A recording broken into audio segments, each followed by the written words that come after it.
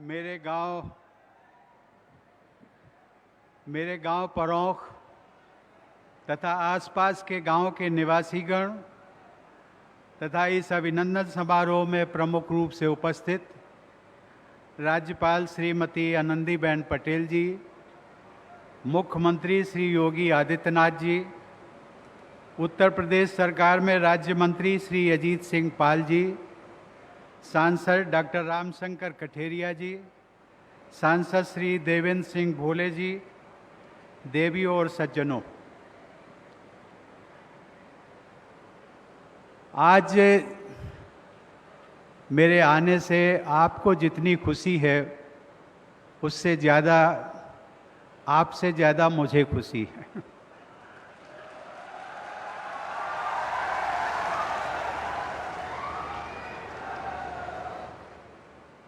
सही मायने में अपनी मातृभूमि, अपनी जन्मभूमि पर जाने की जो एक लालसा होती है, बरसों से जुड़ी हुई थी, प्रतीक्षा थी, आप सबकी भी प्रतीक्षा थी।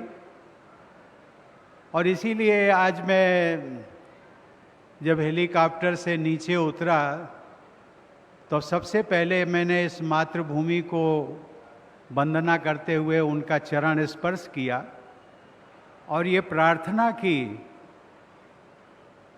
कि ये जितने विलंब से मुझे इस बार आना हुआ, आगे इतना विलंब ना हो, जल्दी से जल्दी आने का मौका मिले।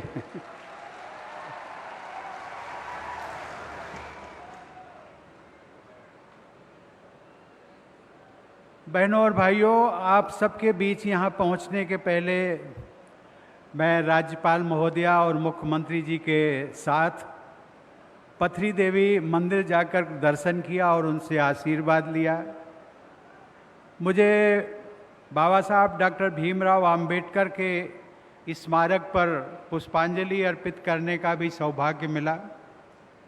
बरसों पहले मैंने देखा था, लेकिन आज जब वहाँ पर गया तो एक सामुदायिक केंद्र भी बनाया है, ग्राम पंचायत को उसकी व्यवस्था सौंपी गई है और मुख्यमंत्री जी ने आदेश भी दिया कि वहाँ पर बाबा साहब डॉक्टर अंबेडकर की जो प्रतिमा है वो एक भव्य प्रतिमा, संगमरमर की प्रतिमा वहाँ पर लगाई जाए।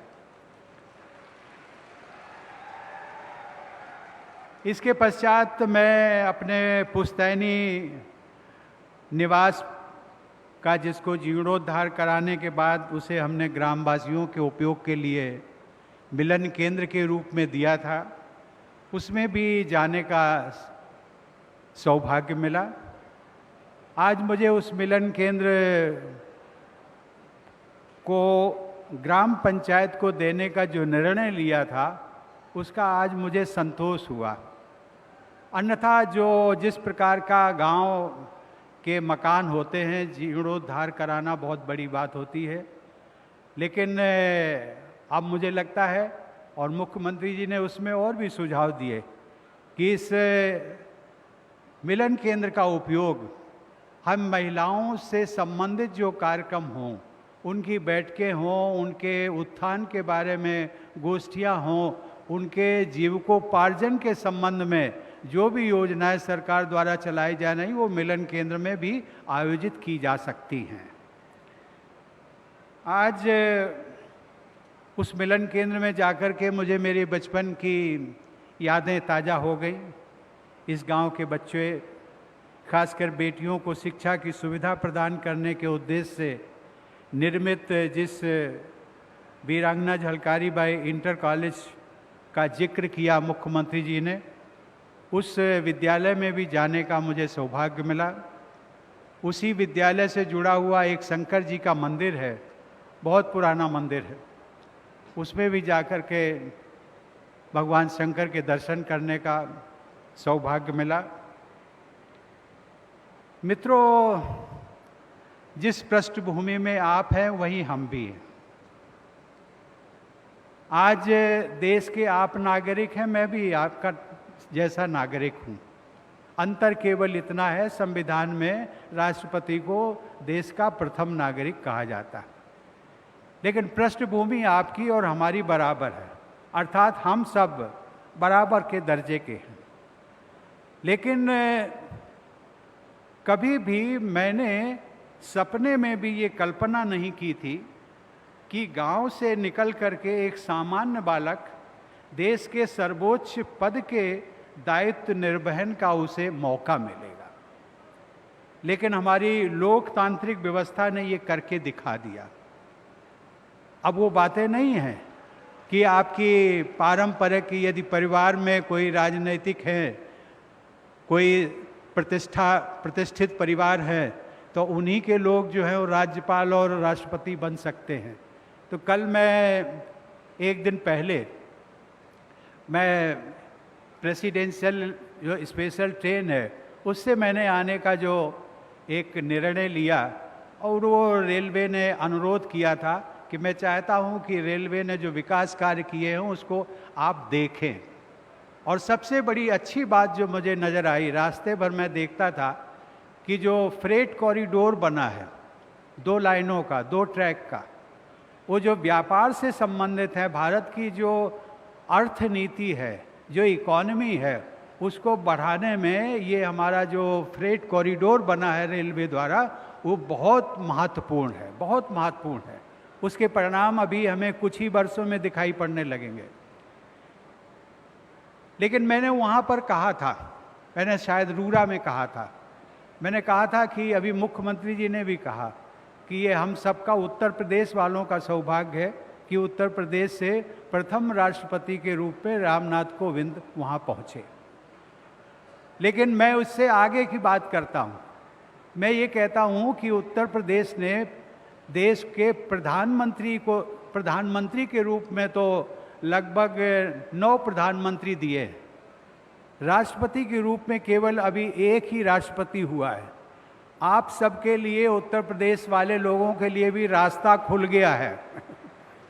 आगे आपका कृतित्व, उत्तर प्रदेश के लोगों का कृतित्व और आचरण, ये आपको उस संवैधानिक पद का जो सर्वोच्च आसन होता है वहां तक पहुंचाने में आपको मदद कर सकता है। आज इस अवसर पर मैं देश के स्वतंत्रता सेनानियों व संविधान निर्माताओं के अमूल्य बलिदान व योगदान के लिए मैं उन्हें नमन करता हूं।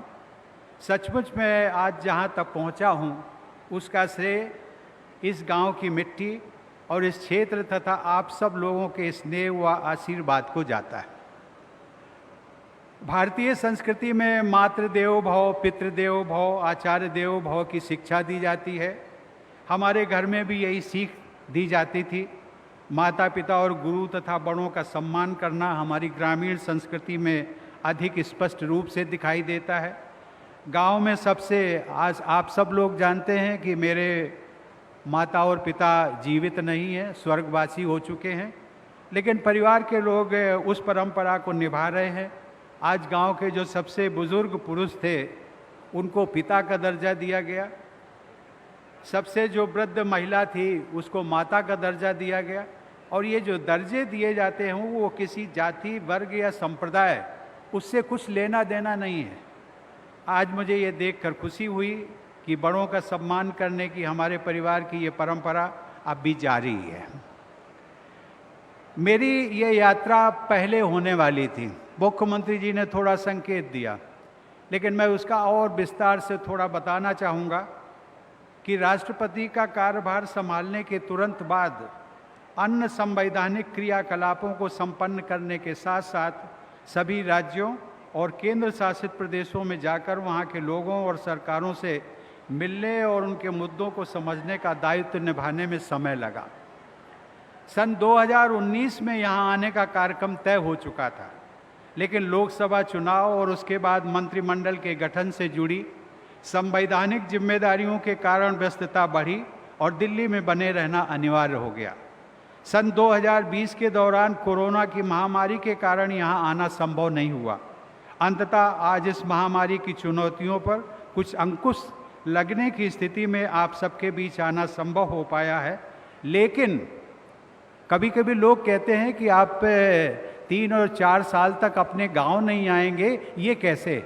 लेकिन इसके लिए मैं एक ही बात कहता हूं कि इस बीच में मोबाइल, वीडियो जैसे जो संचार माध्यम, जो नई तकनीक हमें मिली है, उन सुविधाओं की सहायता से गांव के लोगों से निरंतर मेरा संपर्क बना रहा और जिसका मुझे आज संतोष है।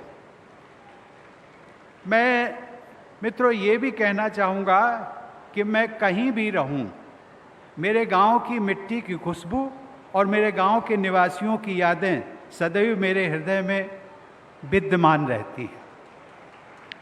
मेरे लिए परौंख केवल एक गांव नहीं है, ये मेरी मातृभूमि है, जहाँ से मुझे आगे बढ़कर देश सेवा की सदैव प्रेरणा मिलती रही। मातृभूमि की इसी प्रेरणा ने मुझे हाई कोर्ट से सुप्रीम कोर्ट, सुप्रीम कोर्ट से राज्यसभा, राज्यसभा से राजभवन व राजभवन से राष्ट्रपति भवन तक पहुंचा दिया। मैं जब देश में होता हूं तो मेरी जन्मभूमि यानी मेरा गांव मेरे हृदय में होता है, और जब मैं सरकारी दौरे पर विदेश में जाता हूं तो मेरा देश भारत मेरी मातृभूमि के रूप में मेरे मन में सदैव बना रहता है। मातृभूमि के प्रति इसी कृतज्ञता का भाव लेकर आज मैं इस क्षेत्र की धरती को सत सत नमन करता हूँ। यहाँ आने के पूर्व लगभग 15 दिनों पूर्व मुख्यमंत्री जी का राष्ट्रपति भवन में आना हुआ, एक शिष्टाचार भेंट के लिए, और उस समय चर्चा हुई। मैंने इच्छा जाहिर की और उन्होंने भी कहा कि नहीं, अभी कोरोना की गति धीमी हो रही है, इसी समय हम लोगों को परौंख गांव चलना चाहिए।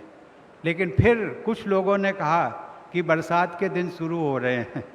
मुख्यमंत्री जी ने कहा कि बरसात होगी तो होती रहे, काम नहीं रुकेंगे, हम चलेंगे।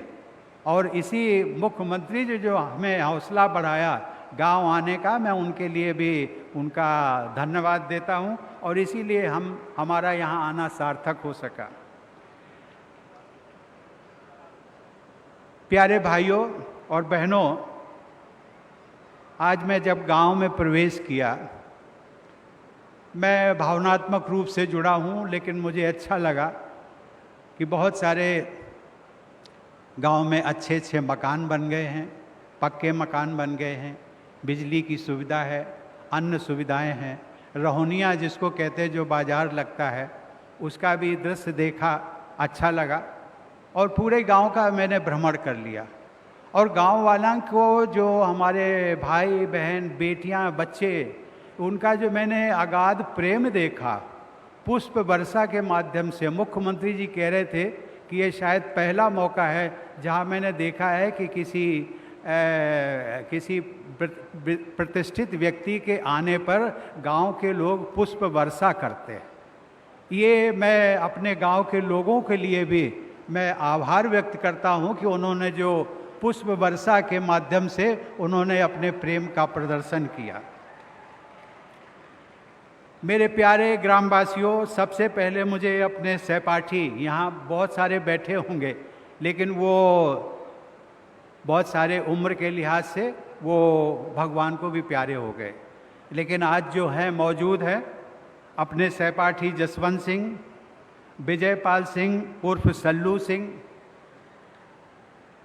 हरिराम जो इस बीच में नहीं है, चंद्रभान सिंह भदौरिया, राजा राम, दशरथ सिंह याद आते हैं। उनके साथ मैंने अपनी पढ़ाई लिखाई की शुरुआत की और हम सब ने साथ साथ अपने भविष्य के सपने साझा किए थे। उसी संगति में एक दूसरे की मदद करने जैसे जीवन मूल्यों का निर्माण भी हुआ। उन मित्रों और सहपाठियों का मेरे जीवन में आज एक विशेष स्थान है। हमारे गांव के वातावरण और यहाँ के लोगों से जीवन निर्माण के विभिन्न आयामों को विकसित करने में भी मुझे मदद मिली। मुझे आज भी स्मरण है कि इस गांव में राजनैतिक चेतना जगाने की शुरुआत स्वर्गीय बजरंग सिंह जी ने की थी, जो कि जसवंत सिंह जी के परिवार से जुड़े हैं, उनके बड़े भाई थे। ये स्वर्गीय बजरंग सिंह जी इस गांव में सबसे पहले वो डॉक्टर राम मनोहर लोहिया को इस गांव में उनको लाने का श्रेय जाता है। वो बहुत बड़ी बात थी, वो लगभग 50-60 साल पहले की बात है। राम मनोहर लोहिया जैसा व्यक्ति, देश का सर्वोच्च नेता, और वो परौंख जैसे गांव में यदि आ जाए तो वो एक बहुत बड़ी बात हुआ करती थी। श्री धन सिंह भदौरिया जी ने अपने प्रयासों से गांव के लोगों में आध्यात्मिक और धार्मिक चेतना को व्यापक आधार दिया। सामाजिक सौहार्द की भावना को मजबूत बनाने वाले व्यक्ति की भूमिका में स्वर्गीय तुराब खां भी मुझे याद आते हैं। तुराब खां और दराफ खां ये दो भाई थे, लेकिन उन्होंने सामाजिक सौहार्द को बनाने में बहुत मदद की। आज राष्ट्रपति के रूप में तीनों सेनाओं के सुप्रीम कमांडर की भूमिका निभाते हुए मुझे अपने गांव के सैन्य अधिकारी और जवान श्री जगदीश सिंह भदौरिया और गोरेलाल सिंह के नाम भी याद आते। हमारे गांव के कुछ प्रमुख व्यक्तियों की विशेष स्मृतियां मेरे मानस पटल पर आज भी अंकित हैं। सूबेदार सिंह, कैलाशनाथ वाजपेयी, गहबर सिंह, रामचंद्र शुक्ला, मोतीलाल गुप्ता, बाला प्रसाद शुक्ला, मास्टर राजकिशोर सिंह, महेश सिंह, भोले सिंह सांसद नहीं, दूसरे हमारे गांव के भी एक भोले सिंह। महान भाव ने इस गांव को भारतीय संस्कृति के सहज मूल्यों के साथ जोड़कर रखा। गांव के वातावरण में सामाजिक एकता, धार्मिक सहिष्णुता, सौहार्द, शिक्षा के प्रति लगाव, कर्तव्यों के प्रति चेतना, ऐसे कई आदर्शों को मजबूत बनाने में उन लोगों की बहुत बड़ी भूमिका रही है। आज हमारे बहुत सारे सहपाठी और वरिष्ठ ग्रामवासी आज हमारे बीच में नहीं हैं। उन दिवंगत आत्माओं की स्मृति को मैं सादर नमन करता हूँ। कुल मिलाकर शिक्षा के प्रति जागरूकता बढ़ाने, सामाजिक न्याय पर आधारित राजनैतिक चेतना को जन्म देने, चरित्र व जीवन के निर्माण में उपयोगी संस्कारों को बनाए रखने तथा आपसी भाईचारे पर जोर देने के गांव के वातावरण का समग्र प्रभाव मेरी सोच पर भी पड़ा है। भाइयों और बहनों, मैंने अपने जीवन के आरंभिक लगभग 14-15 वर्ष गांव में बिताए थे। उसके बाद कानपुर और फिर दिल्ली में रहा, लेकिन अपने गांव से मेरा लगाव कभी कम नहीं हुआ और यहां आने जाने का सिलसिला बना रहा। इतने गहरे और लंबे जुड़ाव के कारण यहाँ की स्मृतियाँ प्रायः जीवंत हो उठती हैं। परौंख में ही उस समय एक प्राथमिक शिक्षा प्राप्त विद्यालय हुआ करता था और बाद में मैं जूनियर हाई स्कूल की शिक्षा पाने के लिए खानपुर जाया करता था। प्राइमरी पाठशाला के तत्कालीन प्रधानाध्यापक, जिनको मैं जरूर आज याद करना चाहता हूँ, वो नुनारी निवासी थे शंभू दयाल त्रिपाठी जी। उनकी प्रेरणा आज भी मेरी स्मृतियों में जुड़ी हुई हैं। उन्होंने ही मुझे बड़ों का सम्मान और एक बहुत बड़ी उन्होंने सीख दी थी, रोज प्रातः माता पिता के पैर छूकर आशीर्वाद लेने की सीख भी उन्होंने ही मुझे दी थी। नुनारी का ही एक शाही परिवार था। पहले वो लाल जी थे, फिर बाद में बना जी। उनके नाम का भी मैं उल्लेख करना चाहूँगा। नुनारी के शाही परिवार के प्रमुख बना जी के जो उत्प्रेरक जो प्रसंग और बातों को मैं आज भी याद करता हूँ। उस समय प्राइमरी शिक्षा के बाद की पढ़ाई के लिए यहाँ कोई विद्यालय नहीं था। मैं उसी समय ये महसूस करता था, आज मैंने मुख्यमंत्री जी और राज्यपाल महोदया को भी बताया कि ये अगर मैं सोचता था कि अगर यहाँ पर जूनियर हाई स्कूल होता, माध्यमिक विद्यालय होता, तो शिक्षा के प्रति गहरी लालसा रखने वाले बच्चे भी आगे पढ़ाई कर सकते थे। और विशेष करके जो हमारी बच्चियाँ थीं, वो गांव के बाहर उनको जाने का पढ़ाई के लिए मौका नहीं मिल सकता था। मैं सोचा करता था यदि मैं कभी किसी योग्य बन पाया तो यहाँ एक विद्यालय की स्थापना कराऊंगा, जिससे यहाँ के बच्चों को, खासकर बेटियों की शिक्षा के अवसर प्राप्त हो। हमारी पीढ़ी में बेटियों को पढ़ने के लिए गांव से बाहर भेजना लगभग नामुमकिन था। इसीलिए मेरे अंदर गांव में शिक्षा की सुविधा उपलब्ध कराने के लिए एक ललक थी। इसी सोच के परिणाम स्वरूप आज वीरांगना झलकारी बाई इंटर कॉलेज में पठन पाठन की सुविधा यहाँ के बच्चों को मिल रही है। हाल ही में राज्य सरकार द्वारा इस विद्यालय का प्रांतीकरण कर दिया गया है। इसके लिए मैं सभी ग्रामवासियों की ओर से मुख्यमंत्री जी को विशेष धन्यवाद देता हूँ। बहनों और भाइयों, एक हम सब लोग जानते हैं एक अदृश्य वायरस जिसका नाम कोरोना है। ये महामारी ने मानव समाज को झकझोर दिया है। लगभग 100 वर्षों के बाद पूरे विश्व को चपेट में लेने वाली ये एक ऐसी महामारी है जिसके दुष्परिणाम आज हम सब लोग भुगत रहे हैं। बहुत से लोगों ने अपने प्रियजनों को खोया है। इस महामारी को निर्मूल करने के लिए अभी भी अधिक से अधिक सावधानी बरतने की आवश्यकता है। देश की सबसे बड़ी आबादी वाले राज्य उत्तर प्रदेश में महामारी से जुड़ी जांच, चिकित्सा, रोकथाम, जरूरतमंदों की सहायता और टीकाकरण के लिए सरकार द्वारा व्यापक और प्रभावी कदम उठाए गए। इसके लिए राज्यपाल श्रीमती आनंदीबेन पटेल और मुख्यमंत्री श्री योगी आदित्यनाथ जी प्रशंसा के हकदार हैं। कोरोना महामारी ने स्वास्थ्य व चिकित्सा के प्रति जागरूकता को बढ़ाया है। सार्वजनिक और व्यक्तिगत स्वच्छता पर और अधिक जोर देने की आवश्यकता है। कोरोना के संदर्भ में फिटनेस पर ध्यान देने और प्रतिरोधक क्षमता को बढ़ाने पर भी विशेष बल दिया जा रहा है। आज हम सबको खुशी है कि पूरे देश और प्रदेश में भी टीकाकरण का अभियान चल रहा है। वैक्सीनेशन भी कोरोना महामारी से बचाव के लिए कवच की तरह है। इसलिए मेरा सुझाव है कि आप सभी स्वयं तो टीका लगवाएं ही, दूसरों को भी वैक्सीनेशन के लिए प्रेरित करें। और मैंने जिला अधिकारी महोदय को भी कहा है कि आप प्रयास करिए कि इस पूरे कानपुर देहात जिले के जो प्रमुख गांव हैं, तहसील स्तर से निचले स्तर पर जाकर के वो वैक्सीनेशन कैंप्स लगवाएं। मैं एक बार फिर शिक्षा के महत्व पर जोर देना चाहूँगा। शिक्षा हमारी भावी पीढ़ी के लिए विकास के नए अवसर प्रदान करती है। मूल्यपरक और संस्कार युक्त शिक्षा का अधिक से अधिक प्रचार प्रसार होने से हमारा समाज संकीर्णताओं से बाहर निकल पाएगा, पारस्परिक सौहार्द को बल मिलेगा और सबकी ऊर्जा विकास के कार्यों में लगेगी। मेरे प्यारे ग्रामवासियों, कुछ महीनों पहले जब मैं अपनी चिकित्सा के लिए अस्पताल में था तो देश विदेश से मुझे स्नेह और शुभकामनाओं से भरे संदेश मिलते रहे। मेरे गांव और इस क्षेत्र के लोगों ने जिस आत्मीयता के साथ मेरे स्वास्थ्य के लिए बहुत सारे अनुष्ठान आयोजित किए, मंगल कामनाएं की, उसके लिए मैं आप सबके प्रति आभार व्यक्त करता हूं। आज यहाँ आसपास के गांव के नवनिर्वाचित ग्राम प्रधान भी उपस्थित हैं। इन सभी ग्राम प्रधानों को अपना कार्यकाल सफलतापूर्वक पूरा करने के लिए मैं अपनी शुभकामनाएं देता हूं। अपने गांव में आकर मुझे हमेशा एक विशेष आनंद का अनुभव होता है। गांव की हवा, पानी और मिट्टी में एक संजीवनी शक्ति होती है। आप सबके स्नेह से मुझे विशेष बल मिलता है। जन्मभूमि से जुड़े ऐसे ही आनंद गौरव को व्यक्त करने के लिए संस्कृत काव्य में कहा गया है कि जननी जन्मभूमस्य स्वर्गादपि गरीयसी, अर्थात जन्म देने वाली माता और जन्मभूमि का गौरव स्वर्ग से भी बढ़कर होता है। अपनी जन्मस्थली की आज इस यात्रा ने मुझ में एक नई स्फूर्ति का संचार किया है।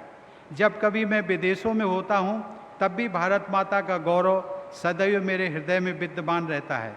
इसी तरह समाज और देश के लिए सेवा भाव के साथ राष्ट्रपति भवन में जब काम करते हुए अपना समय व्यतीत करता हूं तो अपने गांव की याद मुझे बार बार आती है।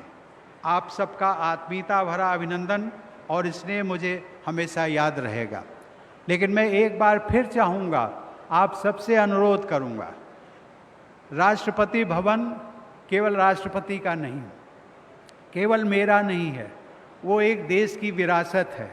देश के हर देशवासी का उसमें अधिकार है उसको देखने की। उस विरासत को आप सब देखें।